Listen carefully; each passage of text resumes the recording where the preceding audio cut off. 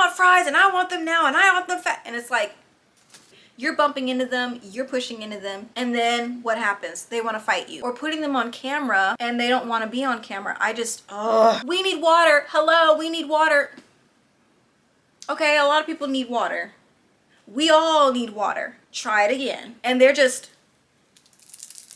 Ooh, oh my gosh. What are we doing that for? Why? Oh my gosh, this is perfect. Haters are people too. Hello everyone, welcome back to Poised with Purpose Co. As you all can see, the vintage hair is back. I kind of missed it. I grew out of it for a little while. I think I was going through a phase and I was watching some of my old videos. I was looking at Pinterest and I thought, oh my goodness, I kind of miss it. So I took the braids out, I chopped my hair, it is curled, and you're just gonna see a little bit of a vintage style throughout this video. I am currently wearing my wedding reception dress. I'll put some video and pictures of how it looked during the wedding reception. I don't talk too much about this dress, more so my wedding dress, but this is not what this video is about. If you're new to my channel, hi, my name is Andrea and I'm the founder of Poised with Purpose Co. In today's video, this was requested that I actually do my etiquette pet peeves. So I have a list on my phone, and this time I have my Emily Post etiquette book. All right, sitting a little bit closer now, pulling you guys in to discuss my etiquette pet peeves. If you missed my prior etiquette videos, I will have them linked somewhere as well as in the description box below. I believe I talked about etiquette non-negotiables, and then my other one was etiquette when talking about your spouse or your partner. So if you're dating someone, what you shouldn't be doing is gossiping about them. So those are my two recent etiquette videos, but this time I have my Emily Post etiquette book here as reference, and these are my personal etiquette pet peeves. Number one on my list is the phrase, I'm starving. This is an etiquette pet peeve for me, specifically because there are people that are actually starving out here. And I know that some people will say it's just a phrase, it's just something people say, or it's just something to express how hungry you are. I can understand that, but at the same time, I can't. Just because I've known people who are unsheltered who actually are starving, and it just feels extremely out of touch when I hear people in everyday life or on their videos say that they're starving. I feel like influencers and celebrities and people that are on YouTube like myself typically will be out vlogging their life and they'll say, oh, I had to get Chipotle because I was starving, or it's time to get something to eat because we're starving. If you have the means to go and get yourself something to eat, you're not really starving. You're just overly hungry or maybe even hangry. And I just can't stand that people use it in their everyday language. Another pet peeve to come right after that is kind of along the lines of using it in your everyday language, and that would be using the Lord's name in vain. I'm surprised that this edition doesn't have anything regarding religion, but I feel like it's very touchy for some people. If you're new to my channel, I am a believer in Jesus Christ. I am a Christian. I get so annoyed and bothered when I hear people say, oh, I don't even want to say it. It just bothers me so much. Instead of saying, oh my, they say the Lord's name in place of it, or they say holy blank. You kind of get where I'm coming from. Using the Lord's name in vain, I always find it so offensive and blasphemous and annoying. And it's interesting because I put it into etiquette because if you notice other religions, Catholicism, Buddhism, and you never hear them say, oh Mohammed or oh Mary or whatever, you always hear our Lord and Savior's name in these, and it bothers me so much. And I'm really working on addressing it when I hear someone say it in front of me. I have a hard time with it because it's so normalized now and you just get used to hearing it, and as a believer it's hard to tell someone that may not care or isn't a believer to stop doing those things.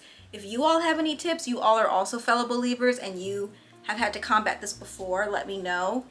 It kind of feels like I'm doing a disservice to the body of Christ by letting it slide. So with that being said, that's another etiquette pet peeve of mine, is using the Lord's name in vain in everyday language. I already know who's gonna laugh at me with this one or maybe comment something, but walking in the middle of the grocery store aisle. If you're in the States, we drive on the right and you typically walk on the right. If somebody is coming towards you on the sidewalk, you usually move to the right. That's just typically how it is in the States. In the grocery store, you are also supposed to walk on the right of the aisle. It is a huge pet peeve of mine when people walk in the middle of the aisle or they're walking zigzaggedly in the aisle. They're leaving their cart in the middle of the aisle. It's just poor etiquette in my opinion. And there are so many people in the grocery store ranging from different ages. I just feel like it is so disrespectful. And sometimes people are just not aware of it. I know people come from all over, and so their markets and grocery stores look different in other places. However, here in the States, to me, it's just a common courtesy to move to the right and to walk on the right. If somebody is behind you or in front of you and needs to get where you are, then I would hope that that person says, "Pardon me" or "Excuse me," and doesn't just reach over your cart into the aisle that you're next to. For example, this kind of ties into walking on the right of the groceries aisle. I would also say reaching over the grocery cart is another pet peeve of mine. I remember being in the grocery store with my mom and my sister, I believe, my youngest sister, and someone just walked right in front of her, crossed over her like they didn't even see her, and could have knocked her over. I think we were in the produce aisle, and I saw it and I was so annoyed. And this was some years back when my youngest sister was much younger. She's in high school now, but she was much younger, probably upper elementary school or middle school. And I remember seeing that and being like, I'm so glad my mom didn't see it. That to me is so extremely rude and just proves that people are only thinking about themselves and what they need instead of being aware of who's around them. I don't even like when there are elderly or senior citizens grocery shopping and people are my age or younger or older are just bogarting through their carts as if they can't wait for them to move aside or get to where they need to be. In a rush, okay, but you still shouldn't be rude. That's just a pet peeve of mine. So I would say move to the right and walk on the right of the grocery aisle, and when you need to cross over to the left side, leave your cart and walk over, or take it with you to that side and then come back to the right side. It sounds like a lot, but honestly, it'll be a lot less if you end up doing it that way, and then you can just avoid stress if somebody crashes their cart against yours and then there's a whole kerfuffle about that. I think you should do that. And please just say pardon me or excuse me when you need to get somewhere that someone is standing in front of instead of just reaching into their personal space. A lot of people can relate to this one, but talking with food in your mouth or smacking and talking, it is such a huge pet peeve of mine. Sitting around other people that just are talking with food in their mouth and stuff is spraying out, that has always bothered me. Also, I don't have a backdrop again because if I didn't mention it already, I feel like I did. We're moving. So basically our whole place is all packed up, almost. And I'm not gonna put props out right now. But at the new place, you just wait, you just wait. I can't wait, you just wait. All right, this next one, I might have some people typing some things in the comments, if that. ASMR tapping on everything and anything everywhere. I don't know who made this popular. YouTubers, influencers, TikTokers, I don't care who made it popular. I can't stand it. I have never liked ASMR, but people do it everywhere now. Getting their coffee and you're in line getting, listen, I'll get my refresher, okay? I'm in line getting my refresher, somebody's getting a coffee, and they're just oh my gosh, what are we doing that for? Why everywhere and on anything, on the steering wheel, in line at the grocery store, and you're tapping on the displays that have like the magazines and the gum and the candy, and you're just tapping on it? Why? But also just the ASMR videos in general. Why can't we just have a normal sit down video of you showing us your grocery haul without you tapping on it?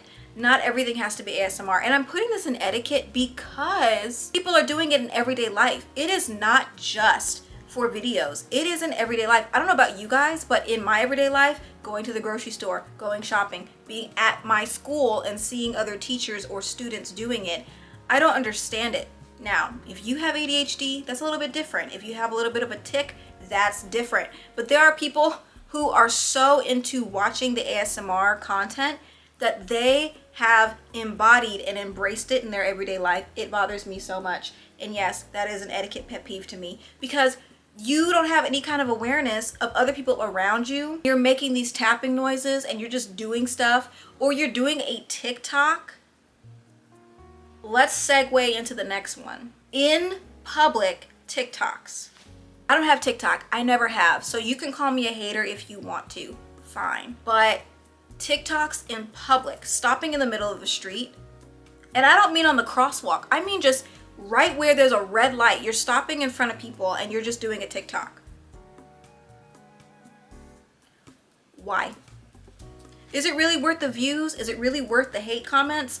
I feel like that is such an etiquette issue because there's no common courtesy. There's no manners. You don't even have any integrity about yourself. I'm a dancer, okay? I used to be a competitive dancer.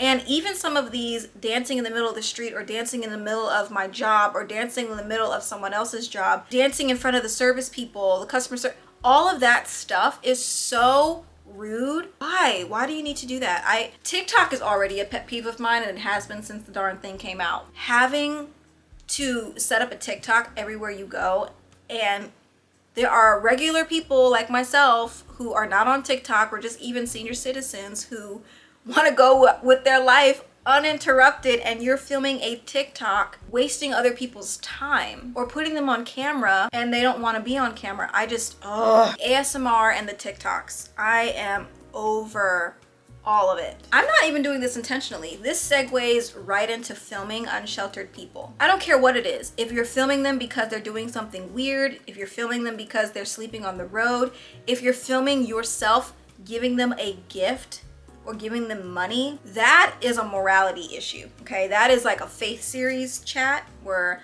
I have a series where I talk about different things with the faith and with the Bible and the gospel. That alone could be put into the faith series video because we are told to give freely and without anything in return. So I feel like filming people while you're giving them money or whatever is just immoral. You don't know their situation. You don't know why they're unhoused or unsheltered. You don't know how they got there. You don't know their temperament. You don't know what could happen to you if you're filming them and they see you doing it. It is a safety thing.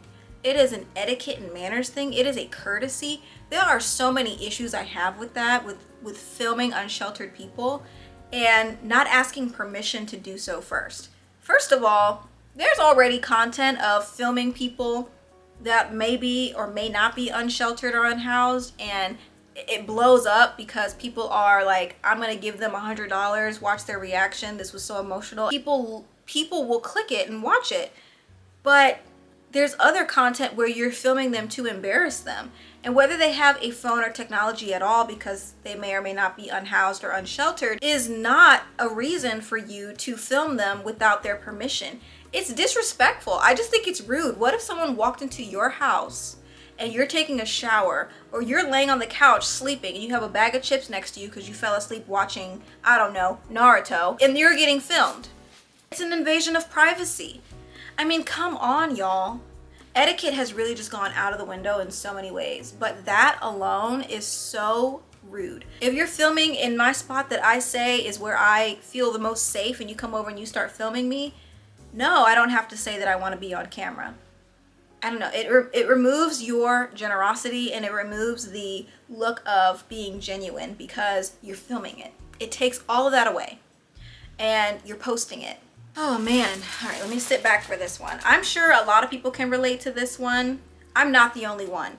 Being rude to service workers and service workers being rude to their customers. As someone who has worked in retail and has worked in libraries before, you are the front-facing person for patrons and customers. And sometimes there are customers that come in and they are just right off the bat rude to you. You may not even be the person that they've talked to on the phone. You're still gonna catch their attitude for whatever reason. Even the service people, drive-thrus, restaurants, at the front desk of hotels, anywhere that involves being a service front-facing person, sometimes they are just automatically so incredibly rude. That is another pet peeve of mine. It irks me so much because I understand people have bad days. People are going through a lot of things. Once you walk into your professional environment, this is your career, this is your livelihood. And I'm not saying that you have to just forget everything you're going through, but you have to learn how to disassociate your personal life from your work life. It sounds extremely harsh, and it's harsh on someone like myself that takes things very literally, and I'm very sensitive, and sometimes I'm going through things that I feel like people don't understand, okay? But once you get to your place of work, you have to show up. And I don't understand how it could be the opening or maybe an hour after opening a store, a restaurant, wherever, and the person that is the person that's serving you is giving you an attitude when you say good morning to them. In the what is it called? The speaker say hi or good morning, whatever time of day it is, and I'll always make sure to say my please and thank yous and try to speak as clearly as possible. The way that at these places that you get attitude, like just right off the rip, it's like some people don't want to be greeted. They don't want you to be kind. They expect you to automatically be angry towards them and mean towards them. And a lot of service jobs do endure a lot of people that are just straight up rude and mean for no reason. They just come up and they're like, I want fries and I want them now and I want them fat. And it's like, you want me to take your order and you're talking to me like that? I can't imagine. I can't imagine. But the service people are just as much in the wrong as the customers, because why are we being rude to each other? Why? And then you're the customer and you're being rude to the service people. Have you seen the videos where people are putting things in food or spitting? Sorry, just saying it makes me want to gag. I love that my husband likes to cook because we have a lot of meals at home. Imagine you're spending your money somewhere and you're being rude to someone and they just decide to put something in your food. And you either notice it or you don't. Okay, someone messed up your order. Just go back and kindly say, oh, hey, on my receipt, this is what I asked for. This is what I received. Could I possibly get the correct order? You don't have to go in there yelling and getting in someone's face who may not have even been the one serving you. A lot of the times that's the case. You go somewhere and you have an issue and the person that you're yelling at isn't even the one that you were dealing with. It's another pet peeve of mine. I could go on and on and on, talk about different scenarios and situations, but it's just rude.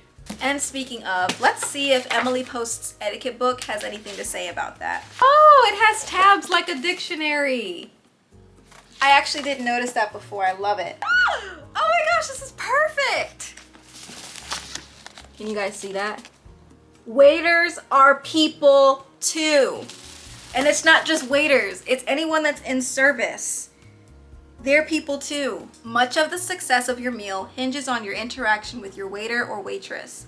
For better or worse, servers are quick to introduce themselves today, but even if they don't, a polite diner will treat them with respect. Respect doesn't mean thanking a waiter or waitress for every little task performed, but the occasional expression of gratitude is definitely in order. Treating a server as a robot is unforgivably rude. Unforgivably rude. An imperious or condescending manner shows you are not as superior, but small. In brief, do the following. When you're rude, you're not being superior. You're the one that's small. You're trying to make someone else small, but in reality, you are the one shrinking because you feel like you have to be condescending in order to get what you want. Just rude. For example, respond with a hello when the server first greets you, not a demand, we need water. Oh, I can't stand that. We need water. Hello, we need water.